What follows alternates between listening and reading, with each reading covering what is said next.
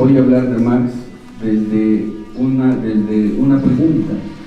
Hace unos días alguien me preguntaba cómo llegar a Foucault, yo decía por medio de las preguntas. Y esto que voy a presentar no es más que la visión de un no marxista, ¿no? Pero que pregunta en torno a las probabilidades de que Marx se convierta, o más bien no se convierta, ya lo es, pero sí por lo menos dentro de esas resurrecciones de Marx que ya nos platicaba en este momento Víctor, pues recuperar los puntos importantes críticos de su obra.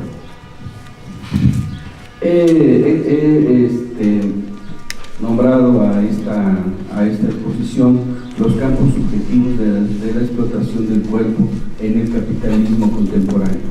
Si ustedes me lo permiten, iré a hacer una lectura comentada.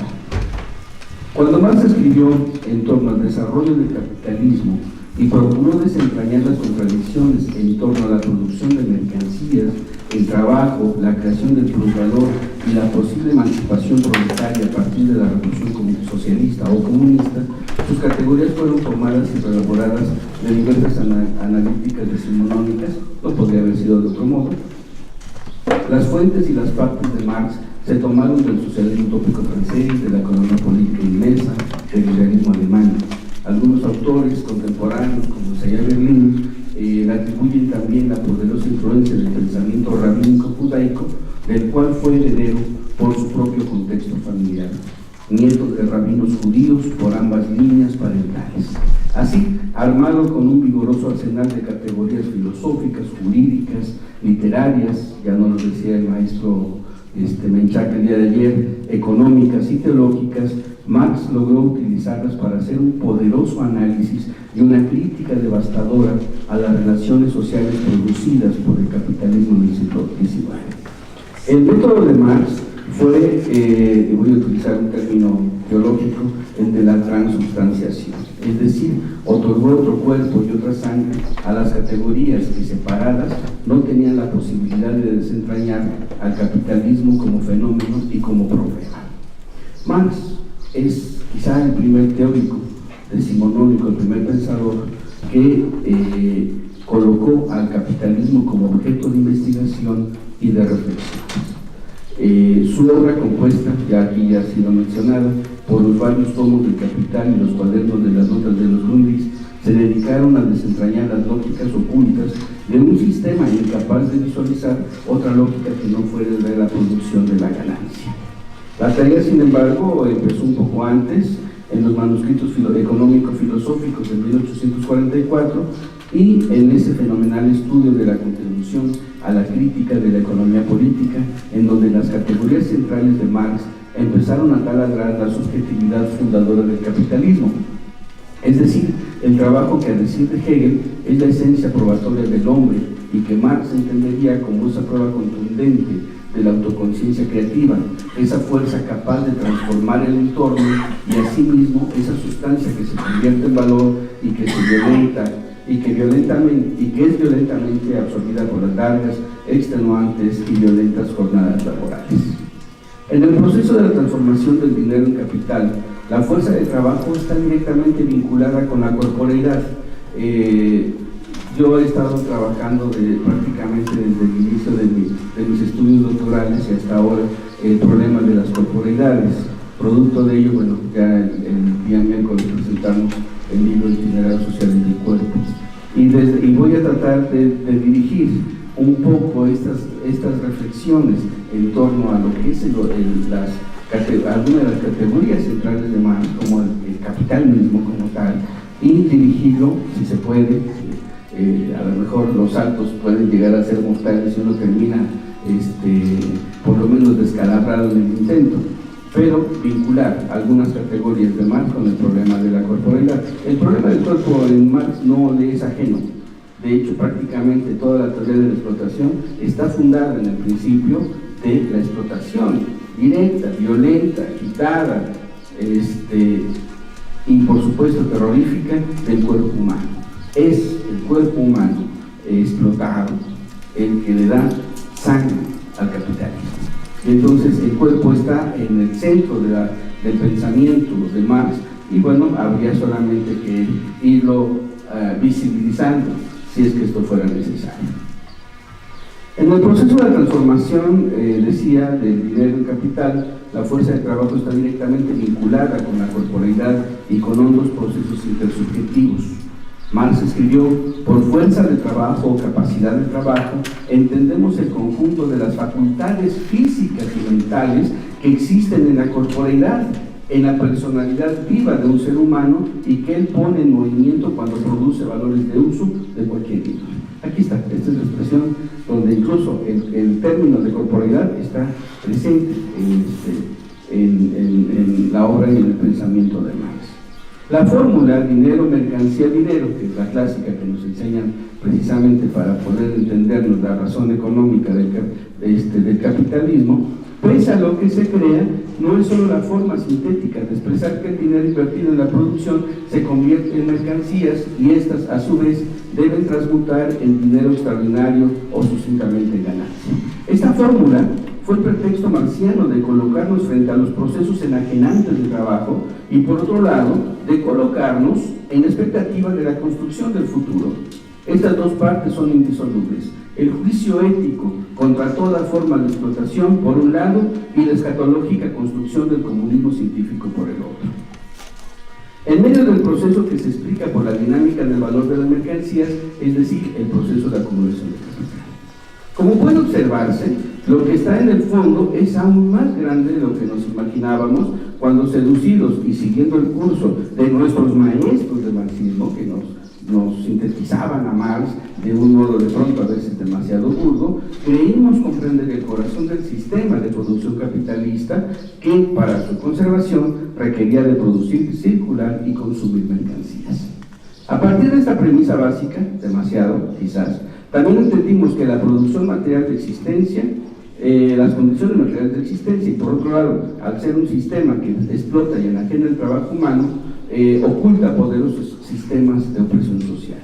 La lección para nosotros era clara: el capital deviene en política, y hoy lo entiendo, deviene en biopolítica.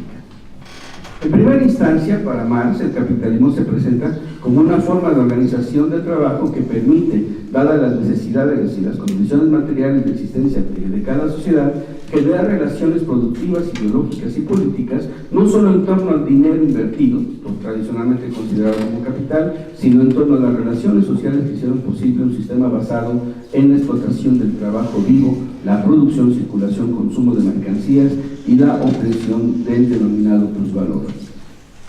Para la visión de Marx, el capitalismo se presenta como una suma de relaciones históricas, violentas, de fríos cálculos racionales burgueses dirigidos a la extracción de cada vez más grandes cuotas de ganancia a partir de la explotación y enajenación de la fuerza de trabajo obrera, de su exclusión y, por supuesto, temeroso siempre de la necesidad histórica de la lucha de clases. Para Marx, el capitalismo como modo de producción, como forma económica de organización del trabajo y de las condiciones materiales de existencia, se desenvuelve en un horizonte histórico que finalmente lo llevará a enfrentar las contradicciones por él generadas y será enterrado por la mano victoriosa del proletariado. Es lo que nos enseña. Pero existe, según John, una visión no determinista, histórica o económica del capitalismo en el mismo Marx. Para entender esto, bástenos decir que el capitalismo se basa, por supuesto, en la lógica y en las reglas que el capital define. Pero ¿no sería esto una contradicción? Es decir, si nosotros suponemos que el capital solamente es ese dinero invertido en la producción de mercancías, entonces tendríamos que decir que los procesos netamente económicos no tocan nada de la subjetividad posible en lo social. Sin embargo, el mismo Marx nos dijo que el capital no era eso. En el tercer tomo del Capital, Marx define al capital no como una relación económica, sino como una relación social de producción, que es completamente diferente. Bien. Voy a citar a Marx directamente para hacer esta pequeña acotación.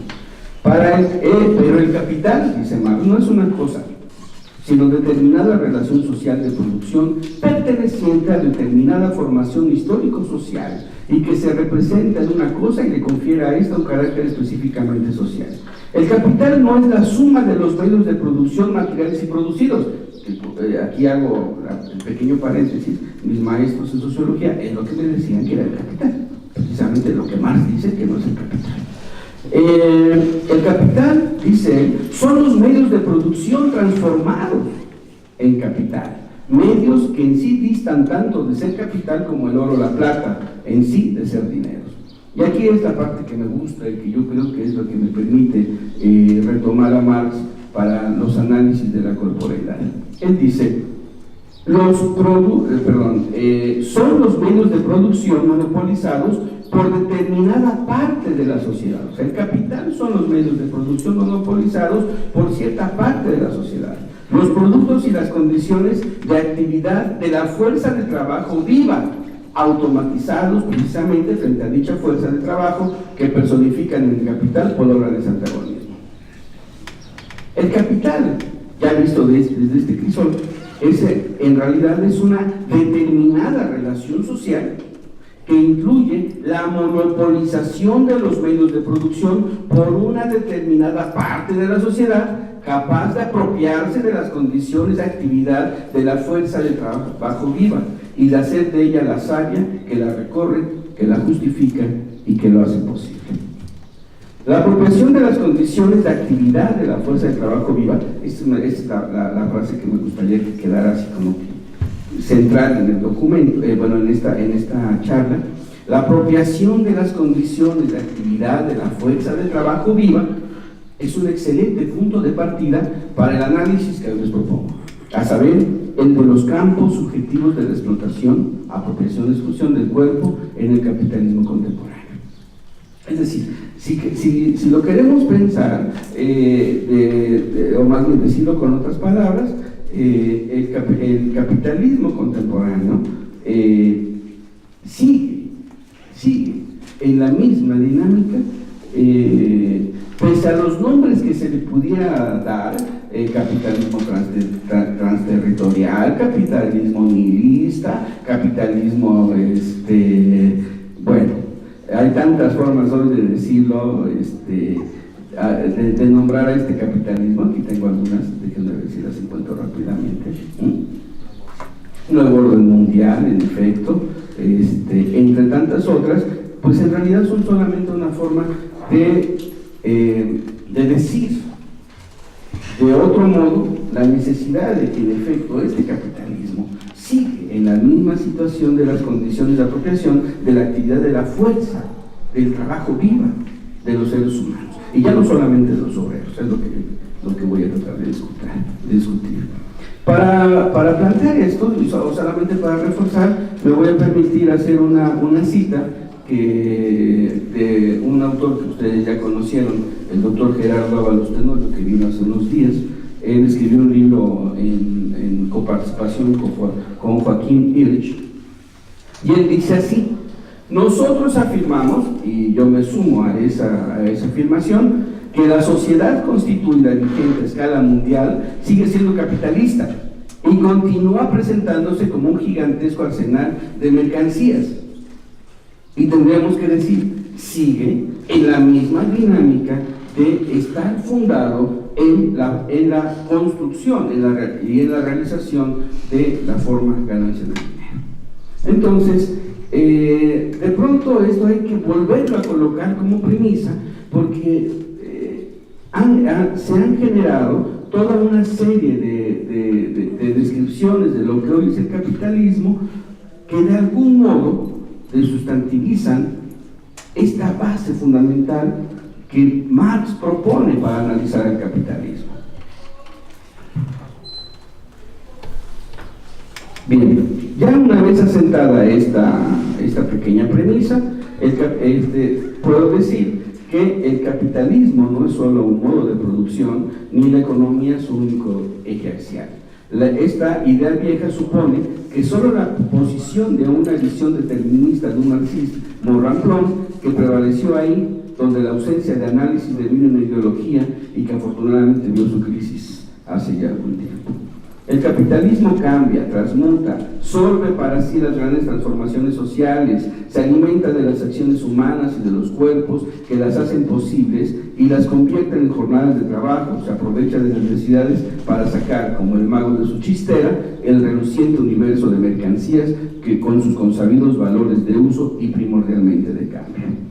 El capitalismo ha mantenido el espíritu que Marx logró entrever de la burguesía y a la que confirió un papel altamente revolucionario. Eso no ha cambiado tampoco.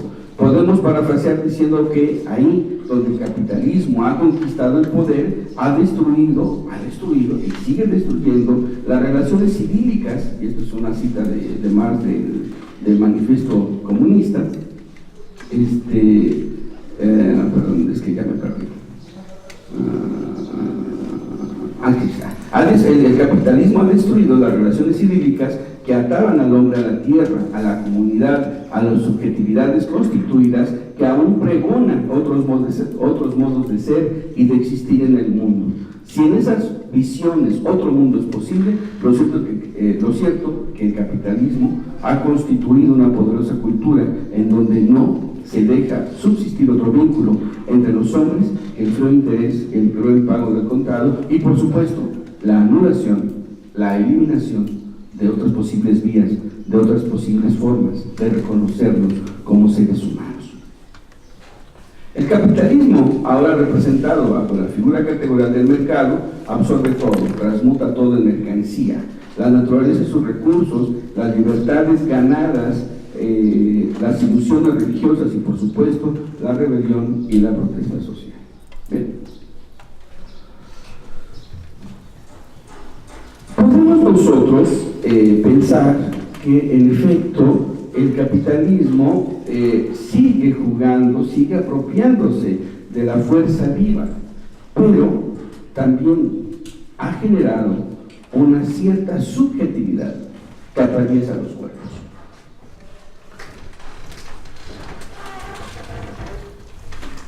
El capitalismo fluye, se cristaliza y se legitima en las relaciones sociales, corpóreas, cotidianas, públicas o privadas, transita de manera horizontal, es transversal y natural, atraviesa las relaciones de trabajo, se encarna en la producción, genera ideologías de consumo, propicia la exclusión de todos aquellos que no pueden acceder a sus paraísos repletos de mercancías, se basa en la más profunda avaricia y en la desmesura de la soberbia, se tatúa violentamente en el cuerpo de los excluidos. La miseria de los cuerpos se recrudece en el trabajo desproporcionado, en la desmoralización, en la ignorancia crapulosa, en el hacinamiento e incluso en su exterminio. Y también, por otro lado, produce cuerpos deseantes, entre aquellos que, armados por la ilusión del acceso a sus fulgurantes mercados, el password y la tarjeta de crédito, no pueden concebir otra forma de vida que no sea el de la fugacidad de su deseo. Y aquí ya hay dos premisas. El capitalismo requiere de cuerpos, exige de cuerpos, exige de la savia de sus cuerpos, exige de la fuerza viva que esos cuerpos poseen, pero por supuesto que no trata a los cuerpos del mismo modo. Les genera por lo menos dos situaciones: la posibilidad de ser un cuerpo deseante, un cuerpo que desea, un cuerpo que sueña, un cuerpo que imagina, un cuerpo que satisface sus necesidades en la órbita de las mercancías producidas por el mismo mercado, o aquellos que no pueden accesar los excluye, genera cuerpos excluidos. Bien, el capitalismo produce corporeidades, es decir, controla las representaciones, los imaginarios, las formas disciplinarias de estar en la sociedad, los ritos y mitos que circulan en los contextos culturales donde se reitera su simbólica cotidianidad. En Itinerarios Sociales del Cuerpo, avancé la tesis de que el capitalismo contemporáneo ha generado una serie de dispositivos que producen intersubjetividades globales dirigidas hacia la realización de la vorágine del consumo en los escaparates del mercado. ¿Cuáles son esas subjetividades? Desde mi punto de vista, y eso aparece en el texto, la incertidumbre, el dolor, miedo y la seducción. Y con estas tres subjetividades, el capitalismo de algún modo establece un vínculo con nuestro cuerpo. En este trabajo me permitiré repuntualizar la misma premisa en torno a los tres ejes de la subjetividad construida en el capitalismo contemporáneo, pero haré el énfasis sobre dos tratamientos en torno a las corporeidades en el capitalismo que por lo menos hasta el 2016, con el Brexit, el fenómeno Trump y la recuperación de las políticas proteccionistas, se presumía transterritorial, global y mundializado. Lo que no ha cambiado, sin embargo, es el régimen de poder transnacional que funda y mueve los hilos del poder contemporáneo. Este poder transnacional, ávido de ganancias, es el que se ha apropiado de las condiciones de actividad de la fuerza de trabajo viva al que Marx se refiere, y es quien ha gestionado la invisibilidad de los campos subjetivos de la explotación, apropiación, exclusión, esto que estamos ahorita comentando, del cuerpo, a partir de generar las atmósferas enrarecidas de la incertidumbre, el dolor, miedo y la seducción. Una de las premisas que tengo que desarrollar un poco más adelante en este mismo documento es la cuestión de que el capitalismo contemporáneo, la apropiación de ese trabajo vivo en el capitalismo contemporáneo ya ha salido del espacio de la fábrica y de la jornada de trabajo y se ha instalado de manera biopolítica o necropolíticamente en nuestros cuerpos. Bien, el capitalismo crea dos tipos de cuerpos: cuerpos deseantes y cuerpos excluidos. Por lo menos, digo, de pronto suena demasiado, ¿cómo será? ¿Cuál era la palabra? Dicotómico, ¿no? Y entonces en la dicotomía uno ya no ve los tránsitos, de blanco al negro uno no ve el tránsito de grises, ¿no? Es lo que nos dicen. Pero bueno, en esta ocasión, solamente por cuestiones de exposición, tendré que hablar acerca de estos cuerpos deseantes incorporados a la lógica, a la dinámica del consumo en el capitalismo, y los cuerpos excluidos, que son excluidos pero son fundamentalmente necesarios para seguir reproduciendo el orden político. Los cuerpos deseantes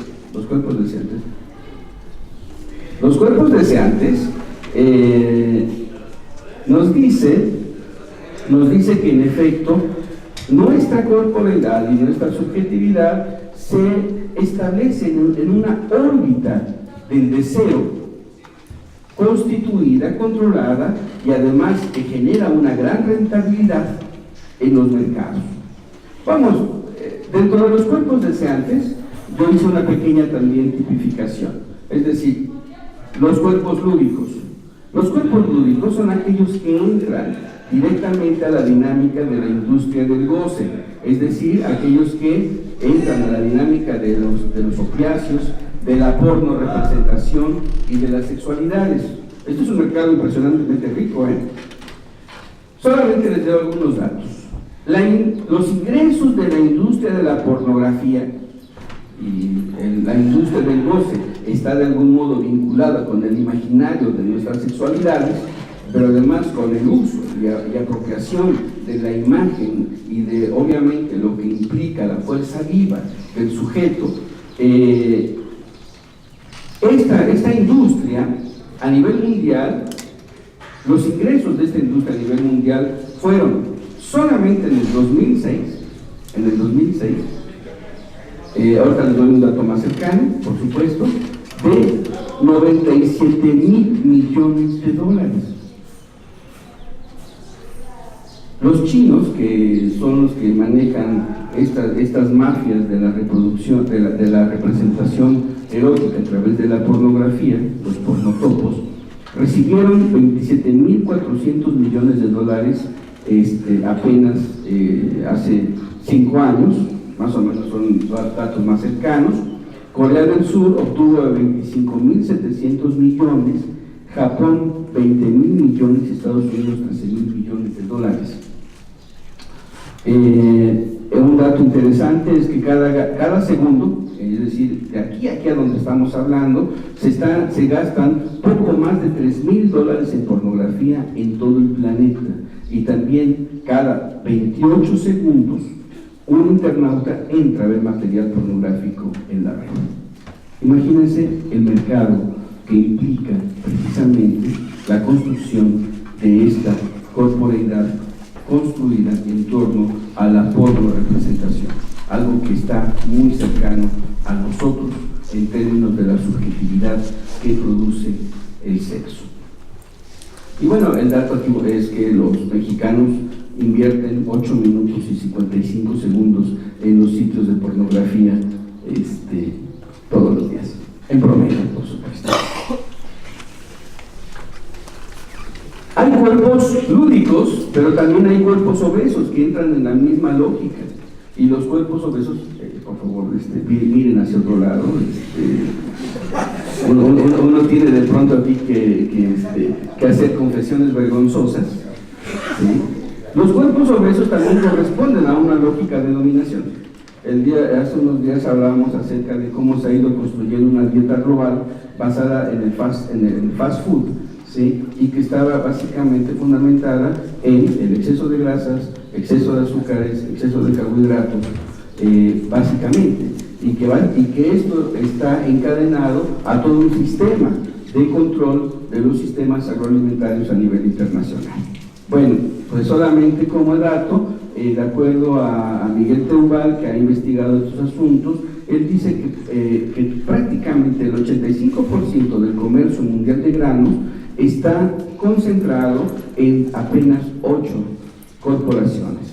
Cargill, norteamericana, Continental, también norteamericana, Mitsui, de Japón, la corporación Louis Dreyfus, de Francia, la André Garnac, de Suiza, y la Bunge de Brasil.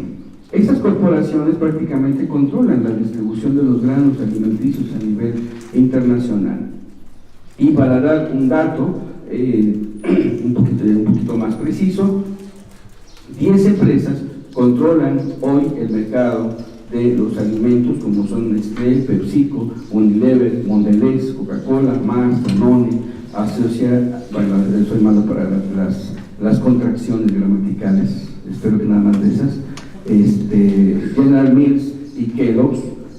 Todas estas corporaciones dominan los aspectos de los productos lácteos, gaseosas, azúcares y cereales. Sus ingresos se calcularon para hace 5 años en 1.100 millones de dólares diarios. ¿Sí? Es un gran negocio, los gorditos, por supuesto, somos un gran negocio. Pero, ¿para qué? Para seguir en esta situación, también la belleza tiene su vínculo con esto. La industria de la belleza, que incluiría el olor, el perfume, la cosmetología, y para aquellos que les encanta lucir, no se vaya a sentir aludido nuestro compañero, aquellos que les gusta lucir forma, el gym y el spa, ¿sí? Tenemos aquí un campeón, a ver si no me agarra golpes, ¿no? Bueno, el año pasado nada más la industria de los cosméticos y de aseo personal aportó para México el 1.3% del Producto Interno Bruto, además de generar 250,000 empleos entre directos e indirectos. Y el año pasado, ya a nivel internacional, este mismo mercado, el de los cosméticos, alcanzó ganancias de 6.450 millones de euros, según la Asociación Nacional de Perfumería y Cosmética. La representación del cuerpo bello, la representación del cuerpo oloroso, que huele bien, todos nosotros nos bañamos en algún momento del día y nos echamos un jaboncito oloroso y usamos shampoos y usamos un desodorante, algunos la crema para afeitar, otros el brillo para el cabello, algunos son metrosexuales y eso implica incorporarse a una cierta lógica al mercado, ¿no es cierto? Pero no solamente los metrosexuales, la mujer en sí está sometida a esta dinámica de la representación. Podemos decirlo del siguiente modo: la mujer emigra de las formas de dominación patriarcal que todavía siguen vigentes, por supuesto, pero que les ha permitido un cierto nivel de libertad, pero en realidad se han ido a sumergir a la dinámica del control de los mercados de los cosméticos y la belleza. Si antes el enemigo estaba visible, a partir de este cambio de representación corpórea, por supuesto que se hace invisible el enemigo. Bien. También, dentro de los cuerpos deseantes, podemos hablar de los cuerpos cyborgs, es decir, aquellos que de algún modo hacen de la tecnología la definición de su propio ser, o por lo menos una dinámica que los genera a la identificación de sí mismo a partir de sus anclajes a los dispositivos que, por supuesto, aquí están, ¿no? Aquí, otra confesión terrible. A ver, el anclaje a los dispositivos, que es una forma de entender la naturaleza cyborg. Saben que es el cyborg, ¿verdad? Esa combinación, es ese Robocop, ¿no? Ese Terminator que era máquina en forma humana, ¿no? Esa combinación entre lo biológico y lo tecnológico. Bueno, pues todos somos cyborgs. Dana Haraway ha escrito un libro en el cual ella dice: tenemos que empezar a pensar filosóficamente de que el cyborg es hoy nuestra nueva ontología, nuestra nueva forma de explicarnos, y no está tan equivocada. Pero detrás de esto hay toda una serie, por supuesto, de controles de esta subjetividad, de que en efecto necesitamos de estas cosas, de estos aparatos. ¿Cuándo vino el maestro Delgado? ¿Ayer? No, antier. No es cierto, antier. Vino el doctor Jorge Velázquez Delgado, y la verdad es que a mí me cayó gordo. Y les voy a decir por qué me cayó gordo: porque no traía celular y era imposible localizarlo. Y ahora que estoy tratando de hacer la parte administrativa de recuperar unas facturas, pues es improbable localizarlo, porque no usa celular, no existe en este ámbito. ¿Sí? No le podía pedir el Uber. ¿Sí? Pero imagínense, estábamos fuera de esa contextualización y dentro de esta dinámica del anclaje al dispositivo. Bien, ¿cuánto cuesta estar anclado a estos dispositivos? ¿O cuánto generas más bien de ganancias? De acuerdo a Samsung, solamente Samsung, no estoy hablando de toda la gama de teléfonos, de dispositivos, en el año 2015 las ganancias fueron de 14.8 billones de, 13.200 millones de dólares, nada más, o sea, una sola empresa. O sea, no, ya si le sumamos todas las demás, si le sumamos las empresas que van dirigidas exclusivamente a la computación, si las que van dirigidas hacia la producción de los juegos, bueno, nada más en juegos, aquellos que les encanta estar jugando con el dispositivo, se calcula que el año pasado 2.300 millones de jugadores gastaron 137.900 millones de dólares. Esto es un dato que reportó el mercado global de juegos Newzoo. ¿Sí? Y entonces, imagínense lo que esto implica, el anclaje a la formación de este cuerpo cyborg, ¿sí? Nos genera detrás de esto una tasa de ganancia bastante elevada. Bueno, y para terminar con esta cuestión del cyborg, lo que hay que decir es que todos somos cyborgs, o algún día seremos cyborgs, y estaremos buscando con cierta angustia la recorporalización del goce en nosotros mismos. Y en esa reincorporación y recorporalización del goce, quiero leerles un dato. Pfizer en 2015 ganó 1.700 millones de dólares en la venta de la pastillita azul del Viagra. Hoy, incluso en esta dinámica de la recuperación de la sexualidad,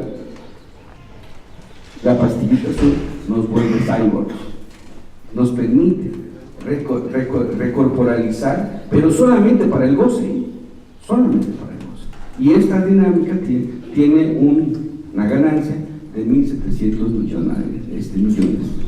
Bueno, y ya voy a cerrar, ya llevo 35, 39, aquí mi amigo está bien obsesionado con el tiempo. Es un size. Y bueno, así como dije que hay cuerpos deseantes, por supuesto que también el capitalismo genera cuerpos destruidos de la dinámica de estos accesos, de la dinámica de estos deseos. Quiero leer un poema pequeño, chiquito, muy breve, de un poeta del siglo XIX, Almeida Garrett, que dice así: y yo pregunto a los economistas políticos, a los moralistas, si han calculado el número de individuos que es necesario condenar a la miseria, al trabajo desproporcionado, a la desmoralización, a la infancia, a la ignorancia escrupulosa, a la desgracia invencible, a la penuria absoluta, para producir un rico. Vuelvo a leer, porque realmente la pregunta que hace Garrett es además perturbadora. Yo pregunto a los economistas políticos, a los moralistas, si han calculado el número de individuos que es necesario condenar a la miseria, al trabajo desproporcionado, a la desmoralización, a la infancia, a la ignorancia escrupulosa, a la desgracia invencible, a la penuria absoluta, para producir un rico. Y tendríamos que parafrasear el poema de Garrett y decir: si estos economistas políticos o estos moralistas o cualquier académico de cualquier ámbito también ha calculado el número de cuerpos que circulan diariamente en el mercado de la sexualidad, si saben que en Estados Unidos se estima que más de 50,000 mujeres son traficadas, ¿sí? Y que en Japón se considera que hay más de 40,000 mujeres tailandesas solamente para reproducir el mercado de la sexualidad. Si bien es cierto, las Naciones Unidas han reportado que entre 200,000 y medio millón de mujeres se encuentran en la Unión Europea como trabajadoras sexuales ilegales. Es decir, lo interesante aquí es que es cierto, hay una muy fuerte exclusión, una muy fuerte explotación de los cuerpos femeninos, pero la otra cara de la moneda es que hay una muy fuerte demanda de esos cuerpos y de esas sexualidades. Eso es lo monstruoso del capitalismo.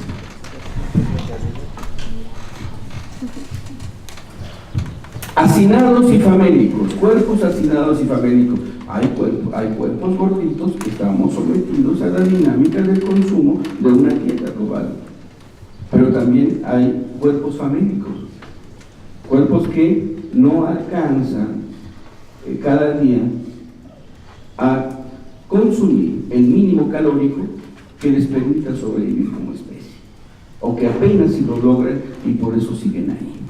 En México se calcula que hay 91 millones, eso fue en el 2015, de personas que apenas podían adquirir el 46% de la canasta básica.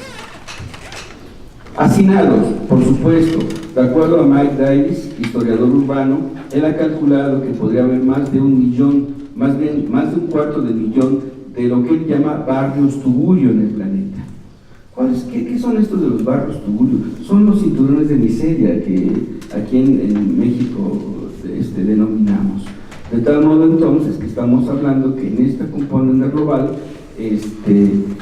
la formación de estos barrios tugurio o de las villas pánico, como plantea Paulo Virilio, o las ciudades pánico o los cinturones de miseria, se empieza a convertir en una realidad cada vez más visible, inocultable.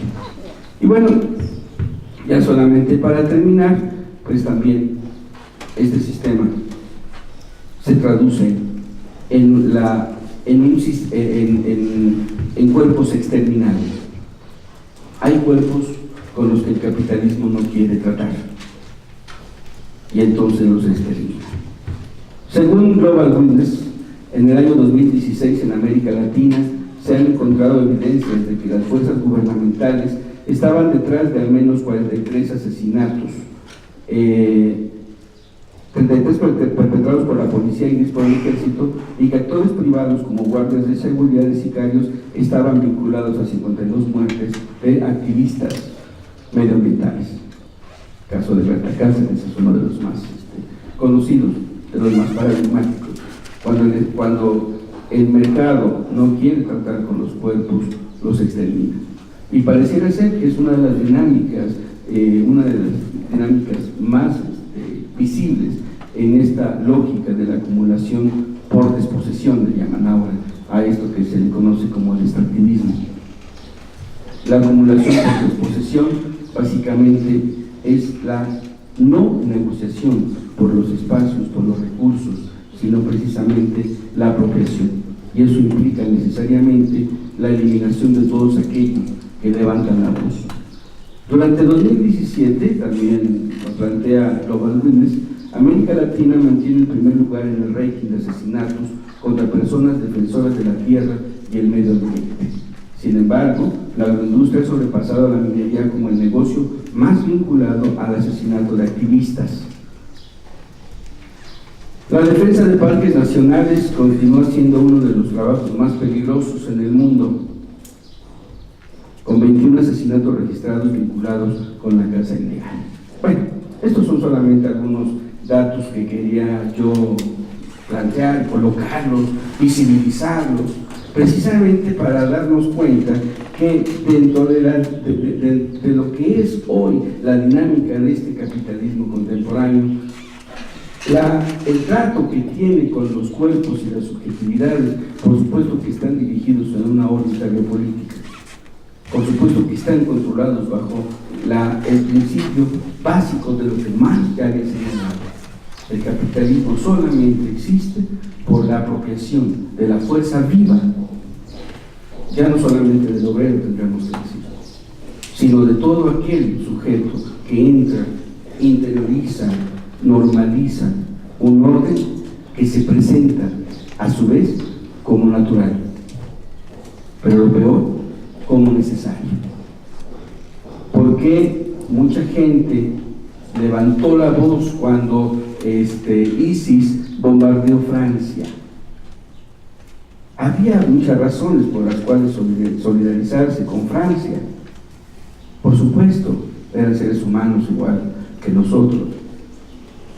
Pero curiosamente, esta salida a las calles de los ciudadanos franceses y la colocación de las banderitas de Francia en todos los perfiles de Facebook iban vinculadas con un solo principio: no queremos perder nuestro estilo de vida, aunque nuestro estilo de vida suponga siempre la sangre, el trabajo, la ignorancia crapulosa que dice Guerra, que se produce cada vez que nos mantenemos en esta dinámica de legitimar un orden social desde nuestros cuerpos.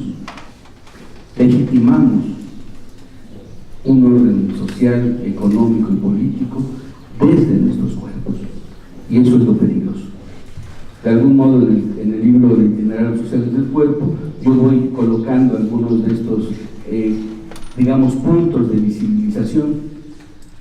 Yo sé que no soy el único que ha trabajado esto, hay mucha gente que está trabajando en la visibilización de estos elementos de la intersubjetividad, pero creo que es importante colocarlo nuevamente aquí, en este espacio para la discusión. Muchas gracias.